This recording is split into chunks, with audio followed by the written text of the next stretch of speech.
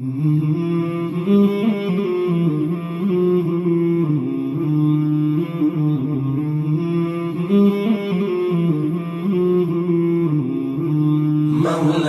صل وسلم دائما أبدا على حبيبك خير الخلق كلهم.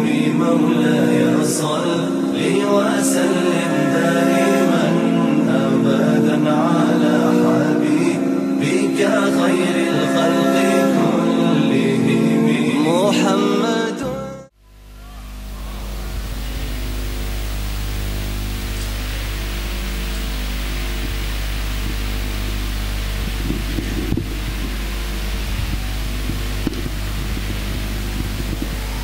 Bismillahirrahmanirrahim. Assalamualaikum warahmatullahi wabarakatuh. Bismillah walhamdulillah. Salatu wassalamu ala rasulillah Sayyidina wa nabiyyina Muhammad ibn Abdillah wa ala alihi wa sahbihi wa man syara ala nahjihi wa qatafa bihudah. Amma ba'du. Yang sama-sama kita muliakan para habaibuna al-mahbubun zurriyah Rasulullah sallallahu alaihi wasallam, dewan pimpinan majlis Rasulullah sallallahu alaihi wasallam, para alim ulama, para guru-guru, para bapak-bapak dan ibu-ibu hadirat beserta anak-anakku semua yang kucintai. Kita bersyukur pada Allah Subhanahu wa ta'ala yang pada malam hari ini Allah masih selalu berkenan melimpahkan kepada kita dengan berbagai macam nikmatnya, sehingga kesemua itu kita sama-sama dapat hadir kembali dalam acara majlis Rasulullah di Masjid Jami' Al-Munawwar yang kita cintai ini. Penuh harapan semoga keberadaan kita di tempat yang mulia ini dengan niat iktikaf sambil kita mengaji tercatat di sisinya sebagai amal ibadah yang diterima, dosa-dosa kita diampuni, serta ilmu pengetahuan yang kita tuntut Allah jadikan ilmu yang bermanfaat. Amin ya rabbal alamin. Berkenaan dengan al-iman bid'un was sab'una syu'bah, iman mempunyai 73 sampai 79 cabang atau 63 sampai 69 cabang, yang kesemuanya itu dikatakan al-a'malus shalihah, amal-amal saleh. Berkenaan dengan itu saya akan membacakan firman Allah Subhanahu wa ta'ala yang ada di dalam suratul Asri. A'udzubillahi minasyaitonir rajim. Bismillahirrahmanirrahim. Wal 'asri innal insana lafi khusr illal ladzina amanu wa amilus solihati wa tawasaw bil haqqi wa tawasaw bis sabr. Allah menyampaikan berita kepada kita sebagai hamba-hambanya. Berita itu diawali dengan huruf taukid, inna, sesungguhnya. Bahasa Arab atau orang Arab kalau ingin berbicara menyampaikan berita, kalau memang beritanya sangat penting ya, apalagi yang mendengar ini belum tentu percaya, masih ragu-ragu, maka yang berbicara, yang menyampaikan berita itu sebaiknya sebelum berita disampaikan dikuatkan. Ada hal-hal yang bisa menguatkan, di antaranya adalah huruf taukid inna, yang bahasa kitanya sesungguhnya. Bahkan penguat di sini nggak cukup satu, ditambah dengan lam, innal insana lapi, yang bahasa kitanya benar-benar. Sesungguhnya semua jenis manusia benar-benar dalam keadaan rugi. Kalau Allah yang berfirman, walau tidak diawali dengan huruf-huruf yang menguatkan, ya sudah, ya Allah yang berfirman, apalagi kalau memang dikuatkan. Kata Allah, sesungguhnya semua manusia, semua jenis manusia. Dari mana taunya kalau al-insan di sini diartikan, diterjemahkan dengan semua jenis manusia? Karena al yang ada di insan itu, kata kalau orang-orang yang mengerti bahasa Arab, al-istighraqil jins, al yang untuk menenggelamkan semua jenis. Jadi al ini banyak artinya. Salah satu arti daripada al adalah listighraqil jins, yang menurut bahasa kita adalah semua jenis manusia. Semua manusia, kata Allah, semuanya rugi. Nah, berbicara masalah rugi tentu ada kaitannya dengan orang dagang, ya. Jadi masalah untung dan rugi biasanya kaitannya dengan dagang. Nah, apa kaitannya Allah mengatakan sesungguhnya semua manusia rugi? Apakah di sini ada dagang begitu? Ya. Orang dagang itu ialah orang yang bisa mengelola, orang yang pandai dagang, yang dagangnya untung. Tentu apabila dia itu bisa mengelola modal. Orang tuanya ngasih modal, ngasih dana. Kemudian anak yang dikasih modal dagang ini pandai mengelola dana modal yang telah diberikan orang tuanya. Mudah-mudahan insya Allah dagangannya menjadi untung begitu. Namun apabila ini anak yang telah dikasih modal oleh orang tuanya, dia tidak pandai mengelola modal, kemungkinan dagangannya akan rugi. Itu masih mending kalau dana modal dikelola namun tidak pandai, rugi masih mending. Namun ada yang celaka, dikasih modal oleh orang tuanya, bukan modalnya dikelola buat dagang, namun digunakan untuk berpoya-poya. Nah, ini bukan rugi, ya. Bukan hanya sekedar rugi, celaka udah. Allah Subhanahu wa ta'ala memberikan modal kepada kita, yaitu berupa waktu, kesempatan hidup di dunia yang hanya beberapa saat saja. Inilah kaitannya dengan modal. Allah memberikan modal. Oleh karena itu Allah Ta'ala di sini berfirman, ya, menyampaikan sesungguhnya semua manusia itu rugi, diawali dengan sumpah Allah, wal asri. Jadi di sini ada 3 alat penguat. Yang pertama huruf taukid inna, yang pertama adalah sumpah. Wal asri, kata Allah, aku bersumpah demi waktu, demi umur yang telah aku berikan kepada semua manusia. Ini salah satu penafsiran al-asri, ayat dahri, umur. Kalau berbicara masalah waktu, tidak ada agama di muka bumi ini yang sangat peduli terhadap waktu seperti agama Islam. Saya ulangi, tidak ada agama di muka bumi yang sangat peduli terhadap waktu selain agama Islam. Kenapa demikian? Karena Allah Subhanahu wa ta'ala berkali-kali menyampaikan beritanya kepada kita dengan menyebut waktu. Dari mulai waktu subuh, Allah Ta'ala berfirman, was-subhi iza tanafas wal fajri walayalin ashri. Dari mulai subuh, kemudian setelah subuh datang waktu duha, wadduha. Kemudian setelah itu ada wan nahar, demi siang.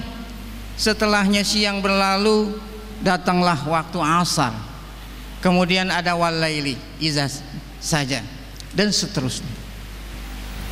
Allah Ta'ala berfirman mengatakan demi waktu ciptaanku waktu. Innal insana lafi khusrin, sesungguhnya seluruh jenis manusia rugi. Kenapa rugi? Karena aku telah memberikan modal, namun kebanyakan manusia tidak pandai mengelola modal waktu yang aku berikan, makanya semua pada rugi. Kemudian Allah Ta'ala tunjukin kepada kita semua bagaimana supaya modal yang Allah Ta'ala berikan kepada kita, kita pandai mengelolanya sehingga kita tidak termasuk orang-orang yang merugi. Kata Allah, illalladzina amanu wa amilus shalihat, kecuali hamba-hambaku yang beriman dan beramal saleh, merekalah yang beruntung, tidak rugi, karena pandai mengelola modal waktu, umur yang Allah Ta'ala berikan kepada kita masing-masing. Jadi ada dua, amanu wa amilus shalihat, yang merupakan cabang iman yang tadi udah kita sama-sama dengar. A'laha kalimatu la ilaha illallah wa adnaha imatatul adza anit thoriq. Berbicara mengenai amanu agar supaya kita termasuk orang-orang yang beruntung. Kata Allah, hambaku yang beriman. Tentu yang dimaksud dengan iman di sini adalah iman yang benar, iman yang tidak salah. Bagaimana kita tahu kalau iman kita udah benar? Ada ayat Quran yang sering kita baca atau sering kita dengar. Kata Allah, innalladzina amanu walam yalbasu imanahum bidzulmin ulaika lahumul amnu wa hum muhtadun. Sungguhnya orang-orang yang beriman, hamba-hambaku yang beriman, ini iman yang benar. Imannya itu tidak dicampuri. Ini adalah bisa yalbasu, adalah bisa yalbisu. Kalau labisa yalbisu, memakai pakaian, memakai pakaian, labisa yalbisu. Tapi kalau labisa yalbasu, artinya yakhlitu, mencampuri. Iman yang tidak dicampuri bizulmin ay bisyirkin, iman yang tidak dicampuri dengan syirik. Nah, inilah baru dikatakan iman benar. Iman yang tidak dicampuri penyekutuan, karena kita disuruh mengakui tidak ada Tuhan, hanya Allah yang wajib kita sembah, tidak ada sekutu baginya. Nah, kalau kita mengaku beriman namun kita masih menyekutui Allah, berarti iman kita masih kita campuri dengan zulmin, dengan syirik. Nah, ini tidak diterima oleh Allah Subhanahu wa ta'ala. Menyekutui, ya, menyekutui. Dari sejak kita kecil kita sudah diajarin ilmu tauhid oleh orang-orang tua kita, oleh guru-guru kita. Menyekutuin. Namun terkadang kita kagak paham itu apa artinya menyekutui. Iman yang tidak disertai dengan menyekutui Allah, syirik, menduakan Allah, menyamakan Allah dengan makhluknya, kira-kira itulah arti menyekutui. Makanya kita harus periksa iman kita masing-masing. Jangan sampai kita termasuk orang yang beriman namun kita masih tergolong orang yang menyekutui. Tidak boleh kita menyekutui Allah pada zatnya, tidak boleh menyekutui Allah pada sifatnya. Demikian juga tidak boleh kita menyekutui Allah pada af'alnya.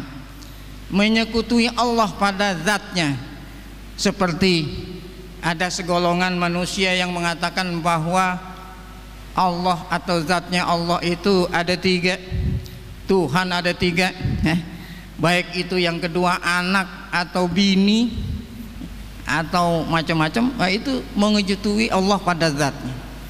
Demikian juga menyekutui Allah pada sifatnya. Seperti kita maklum bahwa Allah mempunyai sifat 99 yang terdapat di dalam Al-Quran. Makanya sifat-sifat Allah kita artiin, kita terjemahin dengan maha, maha, maha. Allah lah yang maha pengasih, maha penyayang, maha. Maksudnya apa maha? Tidak ada yang nyamain, dia yang maha, maha, maha. Tetapi apabila kita masih nyamain sifat Allah dengan sifat makhluknya, berarti kita masih menyekutui Allah subhanahu wa ta'ala pada sifatnya. Ada karya, ada kadang-kadang orang memuji berlebihan, maha karya gitu ya. Nah ini kan menyekutui. Ada menyekutui pada perbuatan. Dialah hanya satu-satunya Allah yang esa, yang berbuat, yang mana perbuatannya tidak sama dengan yang lain. Kalau ada seseorang yang menganggap bahwa karyanya, ciptanya menyamai, wah itu menyekutui. Ini banyak plesetan-plesetan yang memang sengaja, tetapi kita yang dengar kadang-kadang tidak menyadari. Padahal itu termasuk menyekutui pada af'al. Sering kita dengar ada iklan air aqua, kebaikan alam. Emang air aqua yang bikin alam ya? Kalau air aqua itu kebaikan alam, berarti kan yang bikin air aqua alam. Ada teh pucuk, kebaikan alam. Berarti kita menyekutui. Ini hati-hati ya. Itulah iman harus benar. Amanu. Di samping iman kita benar ya, kita jaga iman. Ada orang nih sampai zaman sekarang ya, ada hal-hal ya, yang berkaitan dengan yang menyekutui. Minta hujan, bawang sama cabai ditusuk ya, ya. Minta supaya hujan jangan turun gitu, ada hajatan ya. Cabai sama bawang ditusuk ya. Ini menyekutui pada af'al. Karena yang bisa nurunin hujan hanya Allah, yang bisa nahan hujan hanya Allah. Namun kalau kita berkeyakinan bahwa cabai dan bawang apabila ditusuk bisa apa ya, mencegah turunnya hujan, menyekutui Allah pada af'alnya ya, baik. Illalladzina amanu, di samping iman kita kepada Allah benar, tidak cukup itu. Kita wajib juga mengimani al-ghaib, yang memang Allah dan Rasul suruh kita beriman kepadanya. Termasuk kita iman kepada para rasul-rasul utusan Allah, kitab-kitab suci yang memang Allah turunkan kepada para rasul, iman kepada malaikat, iman kepada adanya hari kiamat, bahkan iman bil qadari khairihi wa syarrihi minallah. Inilah iman takdir baik dan tidaknya adalah datangnya dari Allah subhanahu wa ta'ala. Ini namanya takdirian, secara takdir yang baik yang tidak baik datangnya dari Allah. Namun secara adaban, secara adab berbeda dengan i'tiqad. Kalau adab sama Allah, kita tidak boleh menyandarkan yang tidak baik kepada Allah. Yang baik-baik aja kita sandarkan kepada Allah, yang tidak baik kita sandarkan kepada diri kita. Jadi ada i'tiqadan, ada adaban. Allah sendiri yang ngajarin seperti ini. Dari mana kita taunya bahwa adab kita kepada Allah tidak boleh nyandarin yang tidak baik, hanya yang baik aja yang boleh. Allah Ta'ala berfirman dalam ayat yang sering kita baca, tidak kurang kita baca satu hari 17 kali. Kata Allah, ihdinas siratal mustaqim siratal ladzina an'amta alaihim ghairil maghdubi alaihim waladdallin. Di sini ada adab. Ketika kita menyandarkan kebaikan, kita sandarkan kepada Allah. Ya Allah, tunjukilah kami ke jalan-Mu yang lurus, yaitu jalan orang-orang yang telah Engkau beri nikmat. memberi nikmat adalah kebaikan, langsung disandarkan kepada Allah. Namun saat Allah Ta'ala mengatakan bukan jalan orang-orang yang kau murkai, bukan jalan orang-orang yang dimurkai, bukan jalan orang-orang yang maghdub, yang dimarahi. Murka dan marah ini sifat yang tidak baik. Makanya di sini redaksinya bukan jalan orang-orang yang dimarahi dan dimurkai. Kita tidak sandarkan kepada Allah. Kalau mau disandarkan, redaksinya adalah bukan jalan-jalan orang-orang yang engkau murkai dan yang engkau marahi, kan begitu. Tapi di sini bukannya engkau yang dimurkai dan bukan jalan orang-orang yang dimurkai, itu Yahud dan Nasara. Nah, ini mengisyaratkan adabnya kita kepada Allah, walaupun secara takdirian semuanya datang dari Allah, namun yang baik saja yang disandarkan kepada Allah, yang tidak baik jangan kita sandarkan. Selesai amanu, supaya kita termasuk orang yang tidak rugi. Kemudian kita buktikan iman kita yang benar tadi dengan amilus shalihat, beramal soleh, beramal baik. Banyak istilah-istilah amal soleh. Tadi istilahnya adalah cabang-cabang iman.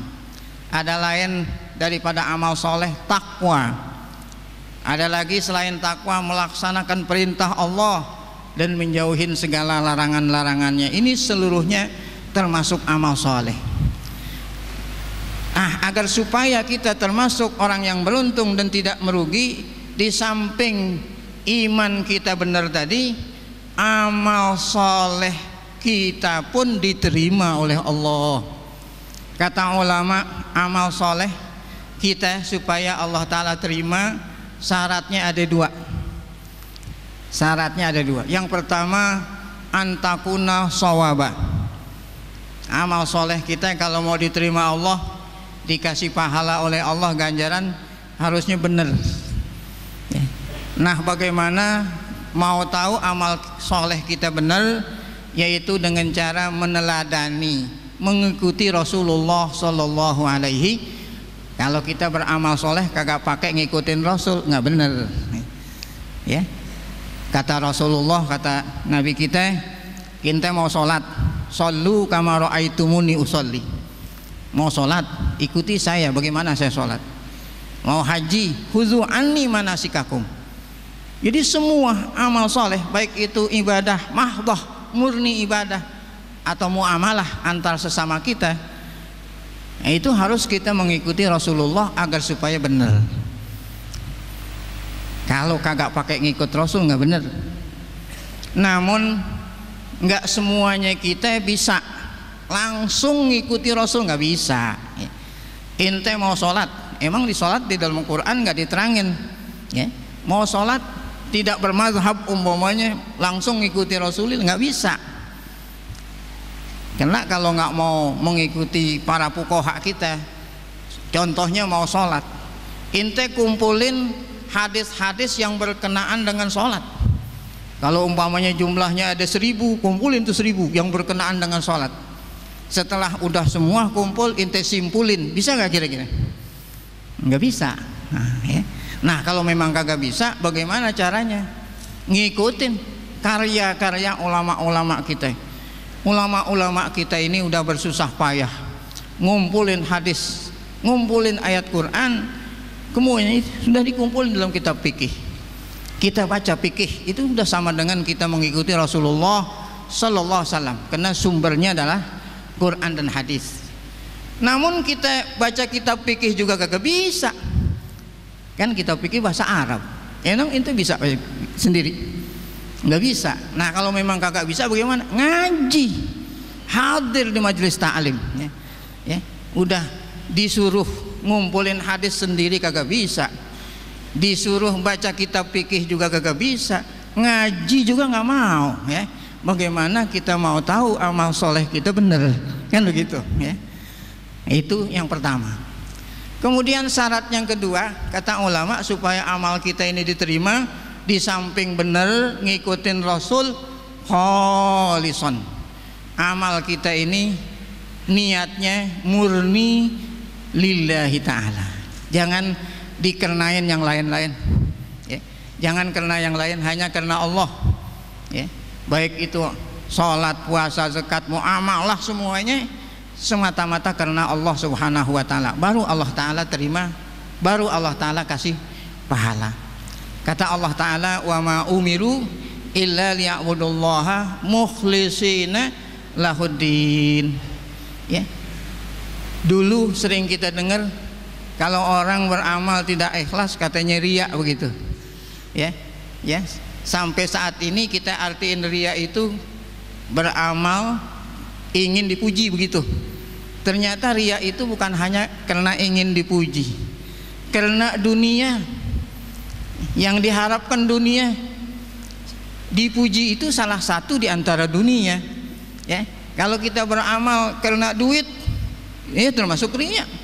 Kita beramal karena amplop, nah termasuk riya, bukan hanya sekedar ingin dipuji ya.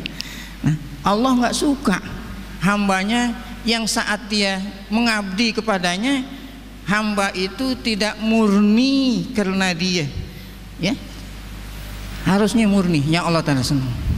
Sebab kalau kita tidak murni, seakan-akan kita menduakan. Yang kita kerenain Allah juga ada yang lain kan menduakan. Nah kita aja diduain nggak mau, kita ini diduain nggak ada yang mau ya. Kalau dia itu statusnya sebagai suami, diduain oleh istrinya, nggak seneng suaminya. Kalau dia statusnya sebagai seorang istri, diduain sama suaminya, nggak mau. Nah kalau kita aja nggak mau diduain, apalagi Allah subhanahu wa ta'ala. Makanya riya itu kata Nabi asyirkul asghar, syirik yang kecil, menduakan Allah. Nah itulah dua syarat agar supaya amal soleh kita diterima oleh Allah subhanahu wa ta'ala. Orang dulu ya, nenek moyang kita walaupun ilmunya nggak banyak, namun Allah ta'ala kasih kata-katanya itu menembus ke dalam hati karena diucapkan dengan ikhlas. Orang dulu memberikan kita dorongan kepada kita supaya kita beramal ikhlas. Apa kata orang dulu? Orang yang beramal ikhlas itu ibarat orang yang nanam padi ya, sedangkan dia di rumah punya kambing ya. Ya, perlu dua makanan nih, makanan buat yang punya kambing di rumah, perlu makanan buat kambing juga. Orang yang ikhlas itu ibarat orang yang nanam padi, rumput walaupun kagak ditanam mentik sendiri ya. Orang nanam padi, rumput yang kagak ditanam mentik sendiri, jadi nggak usah dipikirin kambing yang ada di rumah, mentik sendiri entar rumput. Itulah orang yang ikhlas dunia akhirat ya. Kalau kita datang di majelis, jangan niat dapat berkat, niat lillah, nanti berkat datang sendiri ya. Tapi kalau sebaliknya, kita niatnya karena Allah dinomor duakan, ibarat seperti orang nanam rumput, padi kagak mentik ya. Ini kata-kata orang dulu ya. Baik, illal ladzina amanu wa amilus shalihat. Semoga kita termasuk orang yang beruntung, bisa mengelola modal.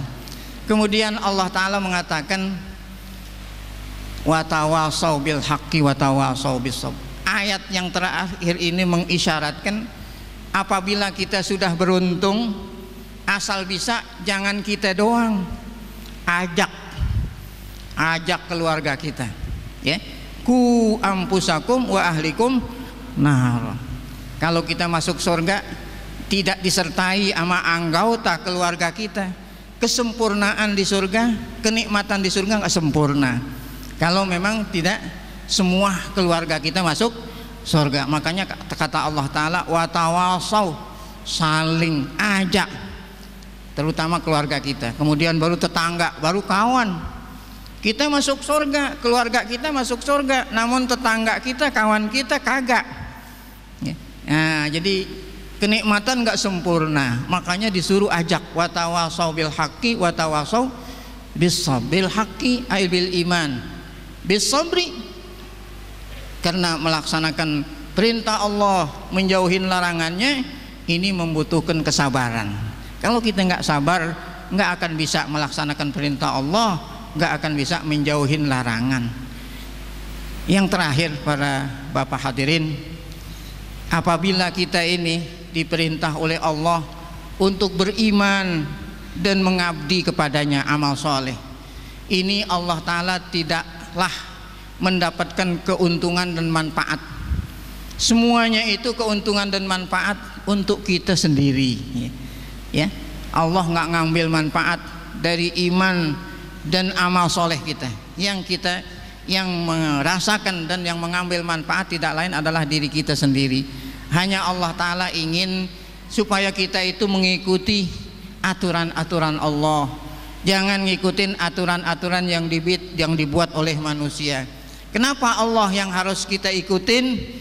Karena Dia yang menciptakan kita, Dia yang memberikan kita kehidupan, Dia yang memberikan segala macam yang kita butuhkan.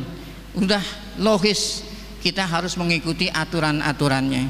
Saya contohin, ente beli kendaraan bermotor, terutama kalau belinya baru, itu ada buku panduan, ya, buku panduan supaya kendaraan yang ente beli awet, nggak cepat rusak. Ada aturan-aturannya. Nah, karena yang bikin itu Jepang, yang bikin buku panduan Jepang, karena dia yang tahu. Masa iya yang bikin Jepang buku panduan perawatan yang bikin Amerika, ya?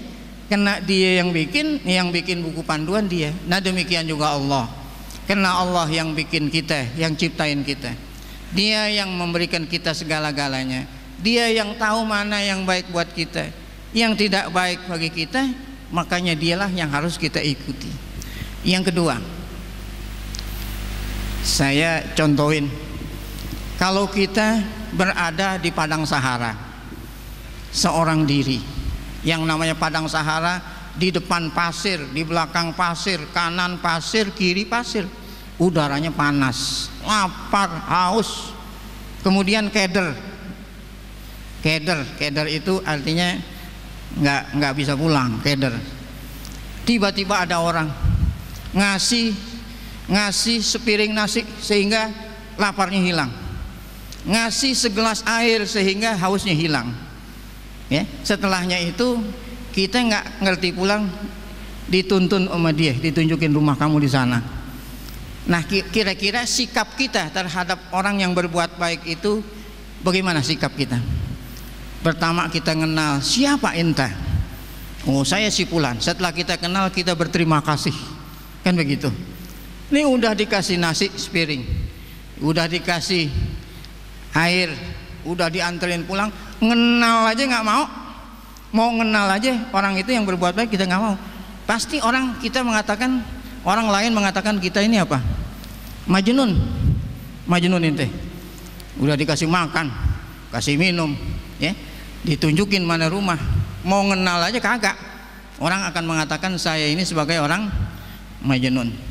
Allah Ta'ala bukan hanya sekedar ngasih sepiring nasi, bukan hanya ngasih segelas air, bukan hanya ditunjukin mana rumah kita. Allah Ta'ala yang menciptakan kita, yang memberikan kita rezeki sejak dari rahim perut sampai kita meninggal dunia. Allah kasih semua. Bahkan bukan hanya Allah nunjukin kemana kita harus pulang, Allah nunjukin jalan menuju surga. Udah logis kita harus mengikuti aturan-aturan Allah. Semoga kita termasuk hamba-hambanya yang beriman.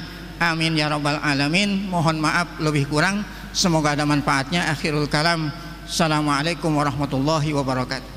Jazakallah khairal jaza kepada guru kita Da'ilullah.